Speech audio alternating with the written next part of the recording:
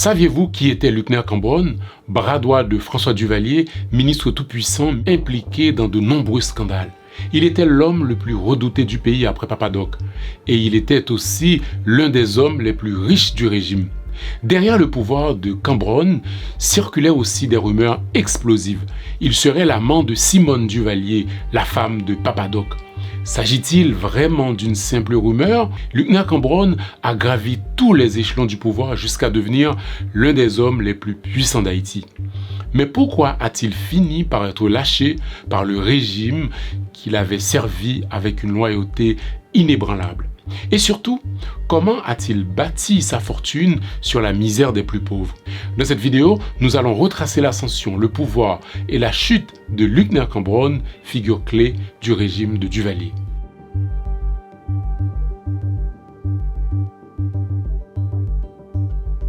Luckner Cambronne est né le 23 octobre 1930 à Arcahaie dans une famille modeste. Fils d'un prédicateur protestant, il est employé à la Banque nationale de la République d'Haïti lorsqu'il rencontre François Duvalier l'année de son élection en 1957.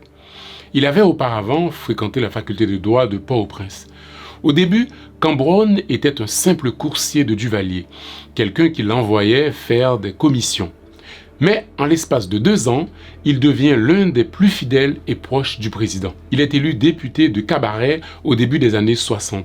Duvalieriste fondamentaliste, il est nommé en 1961 coordonnateur du mouvement de rénovation nationale. Ce mouvement consiste à collecter des fonds pour la construction de certains nombres de projets d'infrastructures voulus par Duvalier. Parmi ces projets, on compte Duvalierville, la nouvelle cité que Papa Doc veut ériger à sa gloire. Et c'est Cabaret, la ville dont Cambronne est député, qui est choisie comme la nouvelle Duvalierville. Pour réaliser ces travaux, Cambronne est nommé ministre des Travaux publics. Pour trouver de l'argent, il pratique carrément de l'extorsion. Il menace les commerçants et les bourgeois de saisir leurs biens et leurs entreprises s'ils ne versaient pas une certaine somme au mouvement de rénovation nationale. En plus de ça, il impose des retenues sur le salaire des fonctionnaires et déclare aux fonctionnaires récalcitrants: un bon duvalieriste est prêt à tuer ses enfants et les enfants à tuer leurs parents. C'est à partir de cette époque du mouvement de rénovation nationale que le dévoué Cambronne commence sérieusement à s'enrichir. De l'argent alloué à tous ces travaux de construction et de rénovation, il en garde naturellement pour lui une partie non négligeable. Il aimait étaler sa richesse nouvellement acquise, il fréquentait beaucoup les bordels et jouait de grosses sommes au casino. Il aimait se pavaner en costume sur mesure en peau de requin et lunettes noires. Luckner Cambronne s'est tellement enrichi qu'il arrive à surpasser tous les autres barons duvalieristes et cela fait forcément des ennemis et des jaloux. Fidèle et dévoué, Cambronne va continuer à grimper dans la hiérarchie duvalieriste. Après l'élimination de Clément Barbeau, le grand ami du président qui deviendra son pire ennemi, Cambronne est nommé ministre de l'Intérieur et de la Défense. Il est d'une efficacité redoutable à ce poste. Il devient le bras armé de Papa Doc et est considéré à l'époque comme le numéro 2 du régime. Pour ses détracteurs, il aurait personnellement dirigé les opérations qui ont conduit au massacre de Casals en 1969. Cette commune où des dizaines de personnes accusées de sympathie communiste ont été arrêtées, torturées et exécutées. À la tête du ministère de l'Intérieur, Cambronne ne devient pas seulement un ministre, il devient l'un des piliers du système paramilitaire duvalieriste. C'est à ce titre qu'il dirigeait les Tontons Macoutes qui ne dépendaient pas de l'armée mais directement du président. Cela permettait à Duvalier d'équilibrer les forces et d'éviter un coup d'État militaire. C'est ce même Cambronne qui a été chargé de conduire la révision de la Constitution de 1964, instaurant la présidence à vie, ce qui permettra à François Duvalier de se passer d'élection et d'imposer son fils Jean-Claude Duvalier le moment venu. Luckner Cambronne est un personnage clé du pouvoir de Duvalier. C'est lui qui est mandaté par Papa Doc d'assurer le transfert du pouvoir à son fils après sa mort. À partir du 22 avril 1971, date de l'accession au pouvoir de Jean-Claude Duvalier, il devient le conseiller spécial et mentor du jeune président à vie. Au début du règne de Baby Doc, c'était Cambronne et Simone Duvalier, la mère du président, qui tiraient les ficelles. Mais coup de théâtre, Cambronne est brusquement révoqué par Jean-Claude Duvalier de son poste de ministre de l'Intérieur et de la Défense. Pris de panique, l'ancien bras droit de Papa-Doc se réfugie à l'ambassade de la Colombie pour demander l'asile politique. Alors qu'est-ce qui s'est passé? Après la mort de Papa-Doc, un affrontement éclate entre Cambronne et Marie-Denise Duvalier, la fille de François Duvalier. Cambronne réussit à faire expulser Marie-Denise et son mari, Max Dominique. Ce dernier est nommé ambassadeur à Paris, mais Cambronne va encore réussir à faire révoquer Max Dominique de son poste d'ambassadeur pendant que le couple est en vacances au Mexique. Je ne sais pas si vous vous rendez compte, Marie-Denise, la fille de François Duvalier, est contrainte à l'exil sous les conseils de Cambronne qui se voyait Premier ministre. Il faisait pression à l'époque pour être nommé Premier ministre. En réalité, ce n'est pas Marie-Denise Duvalier qui fait peur à Cambronne, mais son mari, l'ambitieux Max Dominique. Il a pu convaincre Jean-Claude Duvalier que s'il veut rester président à vie, il doit éloigner sa sœur et son beau-frère. Je rappelle que Max Dominique a été quelques années auparavant sur la liste des 19 officiers exécutés par François Duvalier. Mais Marie-Denise avait menacé son père en lui disant que s'il touchait à son mari, il y aurait 2 femmes veuves dans la famille, elle et sa mère. En gros, si tu touches à mon mari, je te tuerai aussi. Elle avait un caractère bien trempé. Marie-Denise et Max Dominique restent donc en exil plusieurs mois à Paris et à Washington. Mais Marie-Denise décide de rentrer en Haïti en septembre 1972 afin de régler ses comptes avec Cambronne.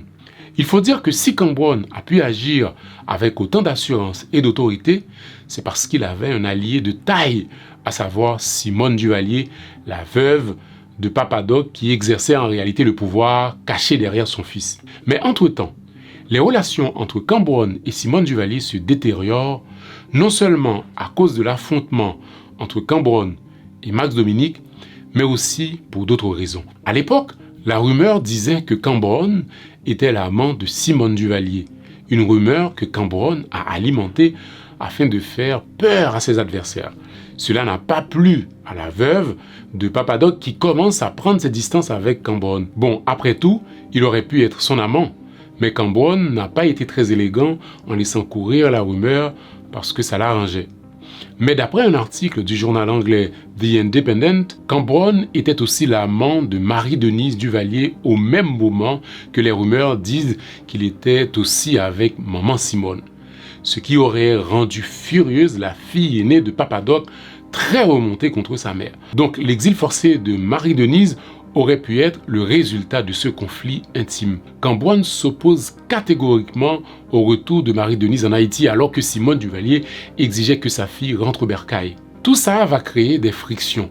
Le plan de Simone Ovid Duvalier a été de transférer le pouvoir à son gendre Max Dominique parce que tout compte fait, son fils est ridicule en chef d'État et il ne pourra jamais gouverner le pays. Ça, c'était le plan secret de Simone Duvalier.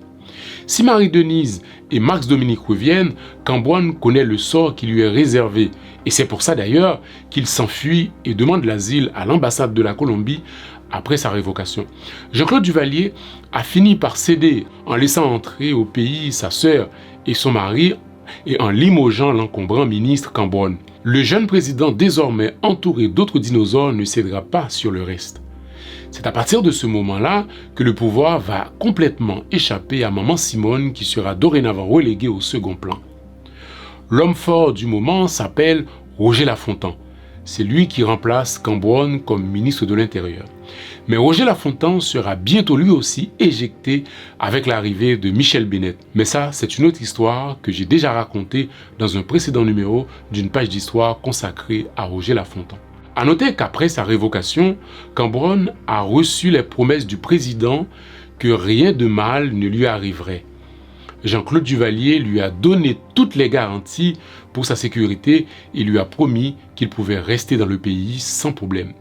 Mais méfiant et sachant que chez les Duvalier, les promesses n'engagent que ceux qui y croient, lui n'y croit pas du tout parce qu'il était aussi de ceux qui faisaient ce genre de promesses. Alors, pour ne pas prendre de risques, aussitôt démis de ses fonctions, il se réfugie à l'ambassade de la Colombie avant de s'enfuir vers les États-Unis. Il faut savoir que avant de prendre la fuite, Cambronne était aussi un homme d'affaires. Il a amassé beaucoup d'argent.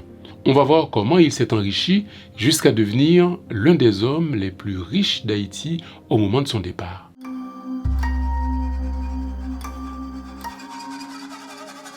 Avec l'argent amassé en tant que baron du régime, Luckner Cambronne avait investi dans diverses activités commerciales.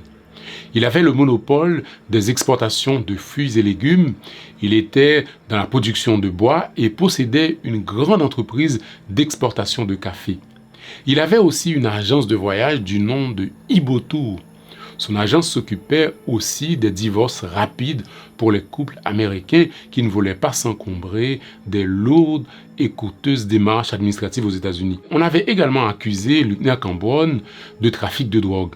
Face à des journalistes qui le questionnaient sur le trafic de drogue en Haïti, pas sur ses propres trafics à lui, ce qui était impossible à un journaliste de l'époque, on va dire, de poser la question à un ministre.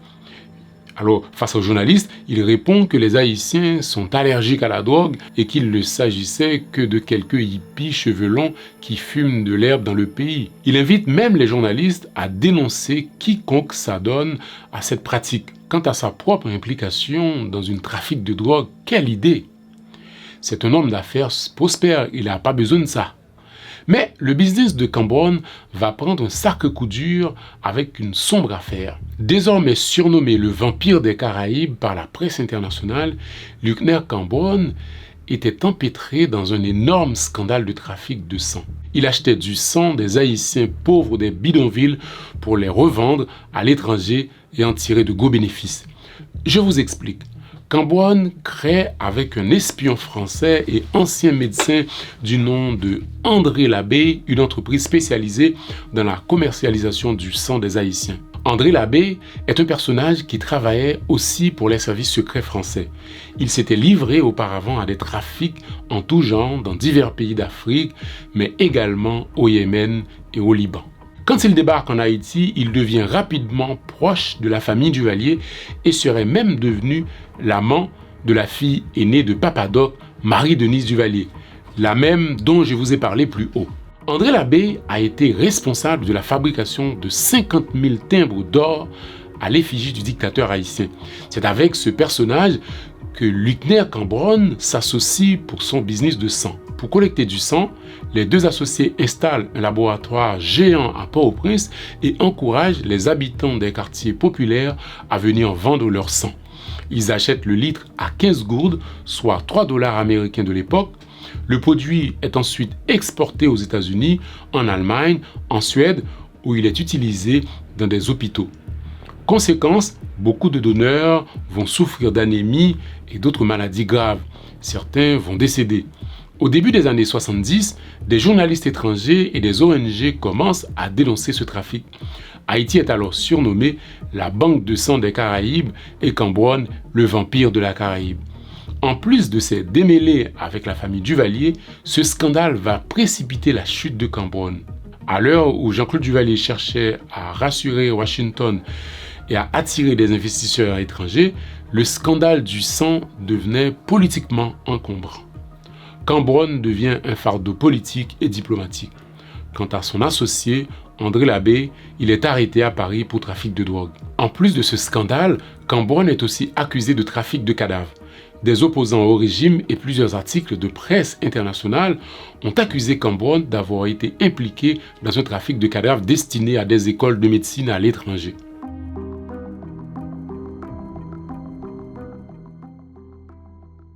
Après son exil, Luckner Cambronne s'installe en Floride aux États-Unis. Il ne sera jamais inquiété par la justice, ni en Haïti, ni à l'étranger.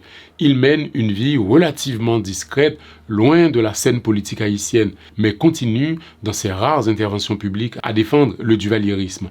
Il vante régulièrement ce qu'il considère comme les bienfaits du régime de François Duvalier et ne cache pas son souhait de voir ce système revenir au pouvoir en Haïti. Jusqu'à la fin de sa vie, il demeure fidèle au duvalierisme sans jamais exprimer de regrets pour les exactions commises sous le régime.